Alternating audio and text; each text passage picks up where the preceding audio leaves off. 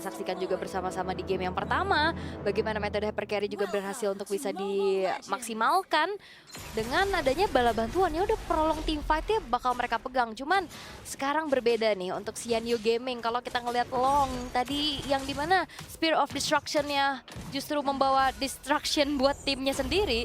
Sekarang kayaknya akan lebih bermain cukup lebih hati-hati lagi dengan adanya range yang harusnya lebih diperhatikan lagi oleh sosok Long dengan adanya Bruno yang Iya, dibawakan. Ini cukup lama juga ya kita udah nggak ngeliat Bruno di MSC. yes, dan bahkan yang bisa aku lihat di sini adalah memang seperti kata Opung Wawa, kalau misalnya Roger ini masih menjadi tren positif ya, Ya, dengan memiliki pick sebanyak dengan 37 kali. eh, Wow. abis Roger Terizla gak sih? Iya betul, Nah, Roger, Terizla, combo banget. Valentina, Hmm. memang lagi power banget. Tapi ya memang yang tidak bisa dipungkiri adalah sekali ini melihat permainan dari CNU Gaming, satu yang mereka punya power yaitu ada di arah backline yang tidak sulit tergapai. Karena jujur Falcon Esports mereka punya power di arah front to back, apalagi heavy CC-nya besar banget kan. Yap. Ya mereka bakal bakalan front to back sih, sedangkan balik lagi KLVJ yang nantinya akan bertugas untuk bisa memporak-porandakan setup dari Falcon Esport yang bisa mereka lakukan juga. Bergerak ke arah bawah, terlihat kali ini bahkan Yiwan udah buka dari satu buah flickernya, research-nya udah ke-trigger juga dan dipaksa buat recall. Harus ini leveling up-nya agak sedikit terhambat dan bahkan KLVJ ini dipegangin terus-terusan. Dipaksa oleh Falcon agar tidak menginjak level 4 untuk bisa nantinya ngeganggu ke arah turtle yang pertama. Alright, di depan sana mereka udah siap untuk melakukan engage terhadap turtle. Sedangkan di arah gold lane aku melihat Long punya power lebih terhadap seorang Hari. Tapi nampaknya tipsnya di gaming mereka tidak akan tinggal diam. Mereka ingin coba untuk menyisir terlebih dahulu, memastikan untuk ke arah turtle akan lebih aman. Dan saat ini KLVJ juga masih berada di level 4 yang udah siap untuk melakukan team fight. Dan bahkan dia harus mundur ke arah belakang. Apakah dia akan mengeluarkan Black Dragon Transform? Tapi akan coba di take over oleh pasukan dari tim Falcon. Dan out of nowhere first blood their bottom lane berhasil mendapatkan sebuah keuntungan. Dan apa yang mereka lakukan? Mereka harus melakukan team fight ketika mereka udah punya power terhadap Turtle. Dan lihat, 2 bahkan 3 poin kill bisa mereka dapatkan bersama dengan Turtle. Wah, aku nggak tahu apa yang ada di pikiran dari CNU Gaming. Iya. Karena mereka harus sudah mulai fokus ke arah Turtle tadinya. Dan mereka melepaskan saja KLVJ. Karena udah nggak bisa dibantu juga. Iya, dan ternyata Ruby ini ya, entahlah di tangan dari Benny, entahlah dari tangan dari Royal Milk juga ini menjadi satu petaka. Tapi KLVJ lagi. Oh, KLVJ akan coba untuk mundur ke arah belakang. Coba untuk memanggil mundur dengan adanya Netroland, membuat tim dari CNU Gaming kali ini tidak bisa langsung following up. Pertama dia kehilangan dari segi gold, kedua kalah level, ketiga utility-nya masih terlalu banyak dan bahkan Kid X di sini punya power heal. Ingat, walaupun motivation roar itu nggak terlalu banyak seperti Florin, nggak spamming seperti Florin, tapi Storm-nya juga bisa menghentikan semua. Ya, bisikan motivasi itu ya yang membuat nantinya dari Falcon Esports akan bisa menjawab lagi fight jangka panjang yang mereka miliki. Kekuatan dari prolong team fight dari Falcon Esports terlihat memang sangat efektif di game yang pertama, dan kalau untuk di game yang kedua juga terlihat bahkan early-nya mereka nggak ketinggalan. Mereka bisa pegang perlahan early-nya juga, dan sebenarnya kalau dari item masih belum terlihat ada yang selesai dari kedua belah tim juga, masih cukup saling farming dulu. Tapi secara pasti kali ini Falcon Esports mereka unggul, bergerak ke angka 2000 gold lead yang mereka pegang. Potensial early gameplay yang bisa dibawakan juga dengan dari sosok Roger ini udah bisa berjalan dari early game harusnya. Kalau tadi kan sempat early-nya agak sedikit ketinggalan makanya baru bersinar di mid game. Tapi kalau kayak gini ini cukup berbahaya, dan sekarang mereka udah mulai concern terhadap keberadaan dari Long di arah top lane. Oke, lihat di arah bottom lane, bakal ikan Pulse berhasil memancing dan Petrify Gaming yang sangat tepat sebenarnya. Cuma kalau dengan level yang cukup jauh, membuat tim dari CNU Gaming akan kesulitan untuk bisa mendapatkan poin kill. Tapi tadi sebenarnya Petrify Gamingnya tepat. Karena Petrify Gamingnya tidak keluar ketika Likan Punch. Itu akan sia-sia.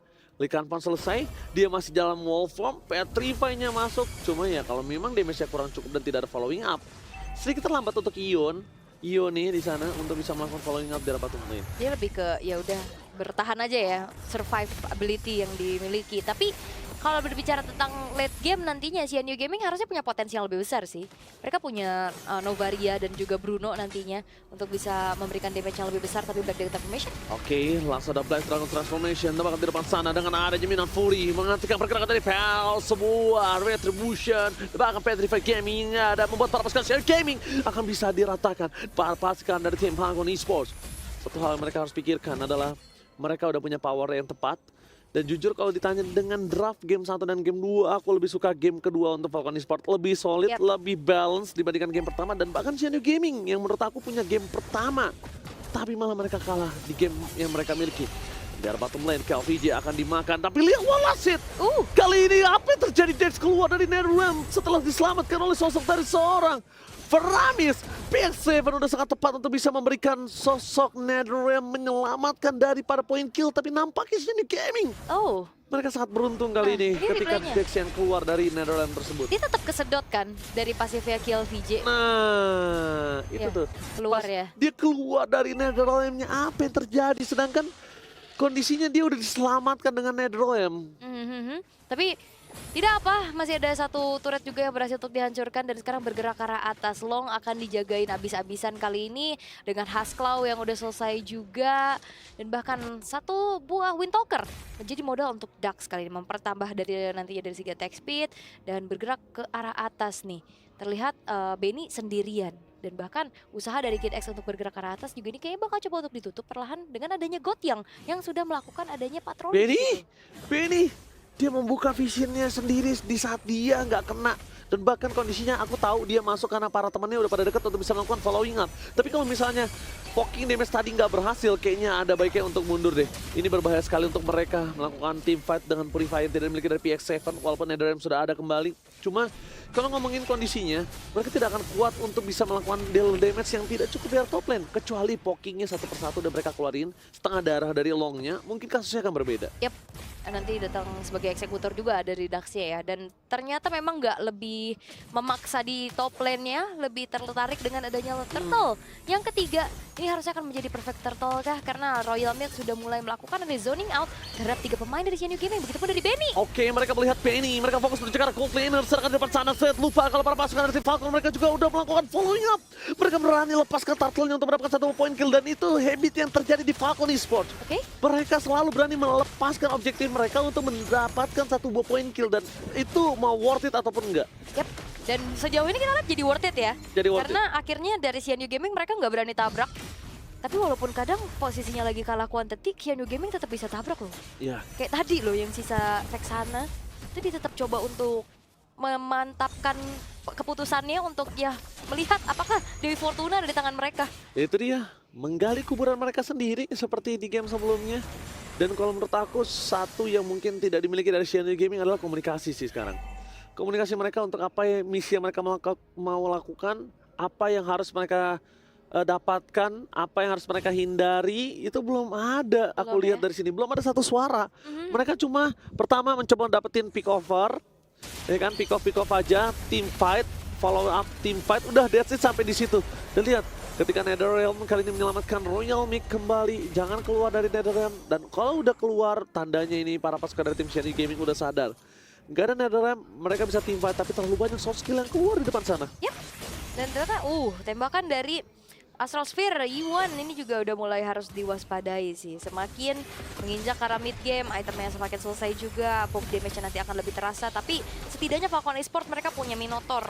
Nantinya untuk ada sedikit motivation roar untuk bisa menghalau lah poke damage yang bisa disumbangkan oleh Yuan itu sendiri. Dan sedangkan Benny ini masih cukup free di arah top lane, dia tidak tersentuh sama sekali dan sudah menginjak level 11. Oke, Benny fokus menuju ke arah turret terlebih dahulu. Mau di pick off juga dia masih memiliki Purify. I'm a fan of that flicker out of nowhere from Royal Milk. Akan mencoba di follow up oleh dengan Armin non-free. Ketika semuanya berhasil dimasukkan, para pasukan dari Xianyou Gaming mereka memasak team fight, tapi mereka lupa dengan adanya Netherrealm yang bisa menghentikan invasi yang mereka lakukan. Sekalipun ada tembakan dari Astral Spell dan tidak bisa spellnya itu bisa mendapatkan 1 buah point kill. Karena lihat Astral Recall dengan Astral Spear yang mereka keluarkan, itu nggak berasa apapun, nggak ada damage apapun. Dan aku melihat Ki agak cukup lumayan traumatik kali ini. Ada lumayan trauma, tapi nampaknya kita harus balik lagi ke dalam main king. Termasuk karena tim Xianyou Gaming, mereka paksa team fight. Mereka harus disengage karena Kids akan berani tukar untuk apapun dengan timnya.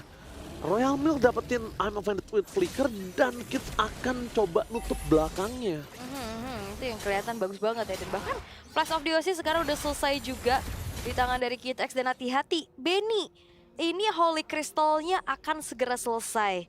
Ini bahkan udah selesai sekarang. Bersamaan juga dengan adanya Lord yang akan berjalan bersama-sama. Falcon Esports, mereka unggul di angka 8.000 gold lead. Gak banyak poin kill, tapi permainan objektif dari Falcon Esports. Mereka berhasil juga untuk bisa mengungguli CNU Gaming yang mereka belum nemuin jawaban. Gimana caranya nahan ini sampai ke mid to the late game? Fredri dia nggak boleh di depan sana. Dan dia lihat sedikit kebingungan karena 3 lane yang didorong secara bersamaan oleh para pasukan dari tim Falcon. Tim Falcon kali ini bisa masuk saja ke dalam kapanpun dia mau karena Kid X mereka tidak terdeteksi. Dan CNU Gaming memiliki power high ground yang rendah, membuat mereka akan kesulitan untuk melakukan claim ini yang flicker telah dikeluarkan oleh seorang Yoni. Di depan sana nampaknya dari seorang Gold yang akan coba dibantu dengan pergerakan dari Black Dragon Transform. Tidak bisa, terlalu lama, dia bisa diberikan terlalu sakit dan akhirnya mereka memilih untuk mundur. Tapi untuk menyelamatkan base turret yang top lane, nampaknya ini bukan jawaban untuk mereka.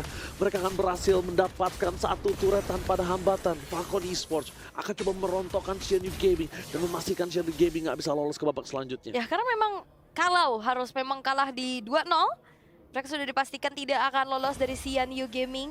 Karena ini cukup keras juga, tapi ada konsil yang terdengar. Ada konsil, tapi detection yang dilakukan Menak Fury berhasil mendapatkan satu dan Instant Pick off yang dilakukan dengan adanya Likan Pons berhasil meloloskan seorang CNU Gaming, meloloskan Falcon Esports ke babak selanjutnya dan memastikan CNU Gaming gagal untuk melaju ke knockout stage, meloloskan dirinya, memulangkan tim dari CNU Gaming dari region yang sudah kita tunggu-tunggu. Adalah sebuah hal yang mahal yang berhasil tim Falcons dapatkan. Dan Falcons Esports berhasil untuk terbang lebih tinggi lagi menuju ke babak knockout nantinya. Lihat bagaimana chemistry, komunikasi yang menjadi sebuah kekuatan mereka juga.